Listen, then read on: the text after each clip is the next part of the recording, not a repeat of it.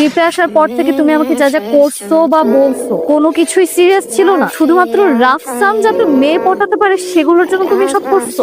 মানে যা বলছো কোনো কিছুই তুমি মন থেকে বলো নাই। তুমি সিরিয়াস হয়ে গেছো?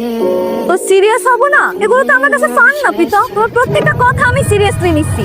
তুমি যা যা করছো যা যা বলছো এগুলো একটা ছেলে একটা মেয়েকে তখনই বলে যখন সেই ছেলেটা সেই মেয়েটার প্রতি কোনো ভালোবাসা কাজ করে বা কোনো ভালো লাগা কাজ করে। আর এসব ফালতু ফাইজলামি করার আগে তোমার তো চিন্তা করতে হবে তুমি কার সাথে করতেছো। আমি তো সবার মতো না, মানুষের ইমোশনস নিয়ে কখনো ফাইজলামি করা উচিত না।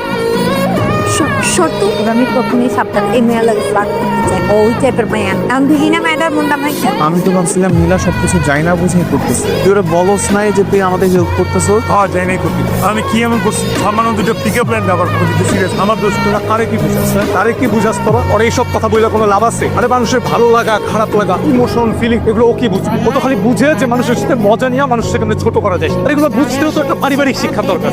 ওর কি এগুলো আছে না? রক্তই তো ভালোবাসা না। বাবু তো ঠিক করছো না।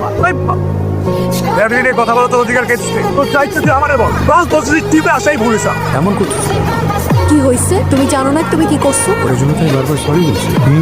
সরি? তোমার সরি কি পারবে সবকিছু সমাধান করে দিতে? সমাধান করতে পারবে কিনা জানি, তোমার এই ইগনোরেন্স আমি নিতে পারছি। আর সবাই কেমন আলাদা আলাদা হয়ে আছে। প্লিজ সবকিছু আগের মতো চাই, ভুলে যাও। আমি আগের মতো থাকি। প্রীতম আগের মতো থাকা আমার পক্ষে সম্ভব না। তোমার সাথে আমি আবার মিশবো, আমার সস্তা ইমোশনস গুলো তোমার জন্য গ্রো করবে যেটা তোমার ভালো লাগবে না। তো এর থেকে ভালো আমি আমার সস্তা ইমোশনস গুলো নিজের মধ্যে রাখি। আসতে দাও, এবার আমি কিছু মনে করবো, কারণ তোমার জন্য যে ফিলিংস আমার কাজ করতেছে সেটা আগে কারোর জন্য করে নেই। কেমন যেন তোমার মধ্যে হারাই গেছে। তোমাকে ছাড়া আমি আর কিছু ভাবতে পারতেছি। তোমার এই কথাগুলো না আমার বিশ্বাস করতে একদম ইচ্ছা করছে না। আমার নিজেরও বিশ্বাস হচ্ছে না, কিন্তু আমার মা আমাকে আমার চেয়ে ভালো বুঝে। আর আমার মা বলছে আমার মনে তোমার জন্য ফিলিংস আছে, আমি তোমাকে ভালোবেসে ফেলছি। আর আমার মায়ের কথা বিশ্বাস রেখে বলতেছে আই লাভ ইউ। প্রীতম আমি কি তোমার জীবনের ফার্স্ট লাভ? আমি কার জীবনের সেকেন্ড লাভ হতে চাই না। না, আমার আগেও অনেক রিলেশন হয়েছে কিন্তু কখনো প্রেম হয়। ইউ আর মাই ফার্স্ট লাভ।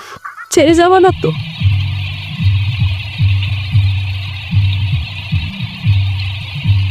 তোমাকে ছেড়ে আমি কি নিয়ে